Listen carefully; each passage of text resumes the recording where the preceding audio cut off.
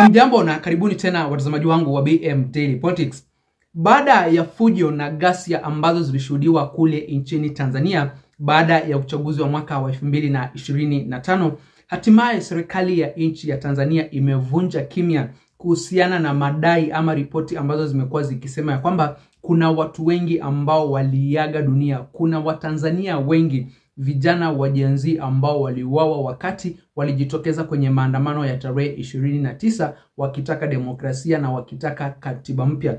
Serikali ya nchi ya Tanzania, watazamaji wangu, imekana hayo madai na kusema kwamba hakuna mtu yoyote ambayo aliuawa kwenye hayo maandamano ya tarehe 29.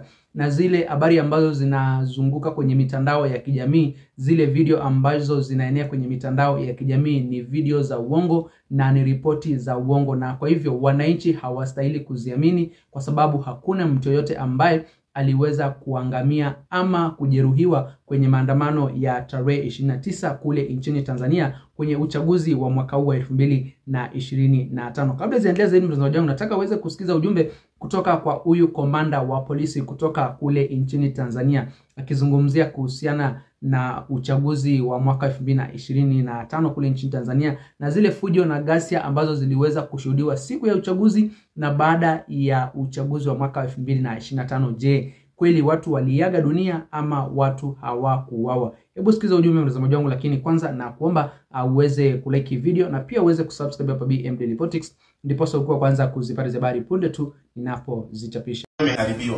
Hakuna mali ya serikali iliyoharibiwa. Hakuna mwananchi pamoja na kukamata ambaye labda kwamba pamoja na kukamata lakini hakuna aliweza kuumizwa. Wote tuliwatia bila masharti. Tulibaki na wale ambao tuna ushahidi nao.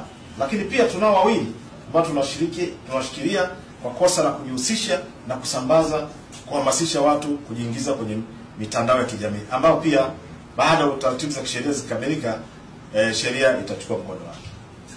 Hao wengi kwa tisa hao ndio walikuwa wanajihusisha na swala la uchomaji wa matairi. Wawili ni wale ambao tulikuwa na ushahidi kwa sababu ya kuhamasisha kwenye mitandao ya kijamii. Kwa hiyo kwa jumla wake ni kama tunashikilia watu 11 ambao tumepembua toka watu 300 ambao tulishika, tukapembua tukaona kwamba hawahusiki, ila walikuwa ni ushabiki na ule umri. Lakini baada hapo, baada kujadiliana kamati ya ulinzi na usalama ikaridhia chini ya mheshimiwa mkuu wa mkoa kwamba tuachie bure bila masharti.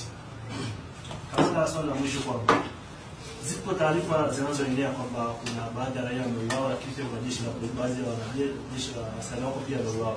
Labda tupate ukweli kwa kwenye haya. Hizo ni propaganda ambazo kwa kweli ni moja wapo watu ambao tukiwapata tutawachukulia hatua. Hakuna askari wa jeshi la polisi mkoa wa Kilimanjaro, wala hata kurushiwa jiwe hakuna. Hakuna mwananchi mkoa wa Kilimanjaro ambaye ameuliwa. Bahati nzuri hospitali zipo, mnaweza mkaenda. Na nyinyi si watu wa ndugu, hakuna mtu aliyepita au akaja jeshi la polisi kusema hajamuona ndugu yake. Kwa hiyo tulifanya kazi kwa kuzingatia nidhamu, haki, weledi na uadilifu. Ndio ili tufanye kazi kwa weledi mkubwa, lakini mshukuru sana mkuu wa jeshi la polisi Tanzania pamoja na kamishna wa operation na mafunzo afande Sipia Awadi kwa jinsi ambavyo walikuwa wakitupa training, wakitupa mafunzo na wakati mwingine kutupa maelekezo moja kwa moja. Ndio. Na mtazamaji, kama vile ambavyo mmeweza kusikiza, hiyo ndio ripoti ambayo tunaipata kutoka kwa huyo komanda wa polisi kutoka kule nchini Tanzania. Yeye amekana madai ya kwamba kuna watu ambao waliuawa, kuna watu ambao walijeruhiwa wakati walikuwa wanafanya maandamano ya amani kupinga uchaguzi wa mwaka 2025 na pia kupinga uchaguzi wa Mama Samia Suluhu. Na hizi ripoti, watazamaji wangu, ni kinyume kabisa na ripoti ambazo tumekuwa tukizipata kutoka kwa upinzani. Chama cha Chadema kimekuwa kikionyeshana vile ambavyo ukatili na dhuluma uliweza kufanyiwa wananchi, mauaji ya kinyama ambayo yalisababishwa na maofisa wa polisi ambao walikuwa wanakabiliana na waandamanaji wa amani. Ile mbinu ambayo walitumia kuwadhibiti waandamanaji wa amani kule nchini Tanzania, watazamaji wangu, ilikuwa ni mbinu ambayo ilikuwa ni mbaya zaidi, kwa sababu inakadiriwa sasa hivi kulingana na habari ambazo tunazipata kutoka kwenye upande wa upinzani ambao unaongozwa na Tundu Lissu, inakadiriwa ya kwamba zaidi ya watu 700 wamepoteza maisha yao, na bado kuna ripoti zaidi ambazo wanaendelea kuzipata kuhusiana na wengi ambao waliweza kupoteza maisha yao wakati walijitokeza kwenye maandamano ya tarehe 29. Pia vile vile watazamaji wangu, kuna baadhi ya video ambazo zimeanza kujitokeza zikionyeshana vile ambavyo familia zimeanza kuwazika ama kuwapumzisha wapendwa wao ambao waliweza kuuawa kwenye hayo maandamano ya tarehe 29. Kwa hivyo watazamaji wangu, hii report ambayo imetolewa siku ya leo na huyu kamanda wa polisi kutoka kule nchini Tanzania ni tofauti kabisa na vile mambo yalivyo pale kwa ground. Inaonekana pale kwa ground watazamaji wangu, wananchi waliuawa, wananchi walikamatwa, wakateswa, wengine wakaumizwa, na kuna wengine wanaendelea kupokea matibabu sasa hivi kule hospitalini, kwa sababu kuna video mingi sana na picha ambazo zimekuwa zikionyeshana vile ambavyo wananchi waliuawa kikatili, waliuliwa kinyama. Wengine walikuwa wanaandamana kwa njia ya amani, lakini unapata kwamba maofisa wa polisi walitumia nguvu zaidi kwa kuwapiga risasi, kwa kuwajeruhi, na ni jambo sasa watazamaji wangu ambalo linazidi kuleta sifa mbaya kule nchini Tanzania. Kwenye huu uchaguzi wa mwaka 2025 watazamaji wangu, nchi ya Tanzania imechafuka zaidi, imekuwa na fujo na ghasia ambazo hazijawahi kutokea kule nchini Tanzania kwa miaka mingi sana. Lakini sasa vile ambavyo Watanzania hawakuwa wanafurahishwa na vile tume huru ya uchaguzi ya kule nchini Tanzania iliendesha shughuli ya uchaguzi wa mwaka 2025, sasa waliona ya kwamba hawawezi wakakubali, kwa sababu tume huru haikuendesha uchaguzi wa mwaka 2025 kwa njia ambayo ni ya kidemokrasia, bali walipendelea tu upande mmoja wa Mama Samia Suluhu. Ndio manake aliibuka mshindi na 98% zile kura ambazo ziliweza kupigwa kule nchini Tanzania kwenye hiyo siku ya tarehe 29. Kwa hivyo watazamaji wangu, hivyo ndivyo hali ilivyo sasa hivi, na bado Watanzania wanazidi kuiomba mahakama ya kimataifa ya uhalifu ya ICC iweze kuingilia kati na kufanya upelelezi kuhusiana na hivi vifo ambavyo vinazidi kubainika kule nchini Tanzania, vifo ambavyo vilisababishwa kwenye maandamano ya tarehe 29, wakati mitandao ya kijamii ilikuwa imezimwa, haikuwa inafanya kazi.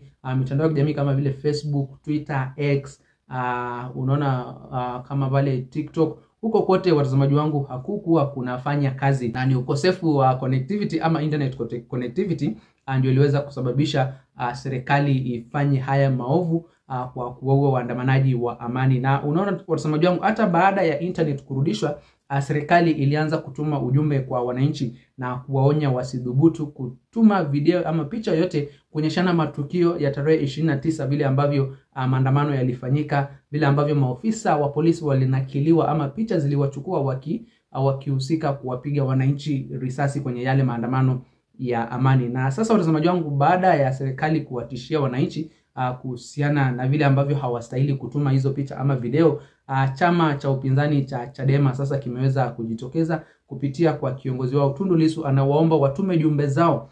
Kuna namba ambazo wameweza kupatiwa za WhatsApp, watume video ama picha yote ambayo inaonyeshana vile ambavyo maofisa wa polisi walitumia nguvu zaidi, walioua waandamanaji wa amani kwenye maandamano ya tarehe 29 mpaka 31 kule nchini Tanzania kupinga uchaguzi wa Mama Samia Suluhu.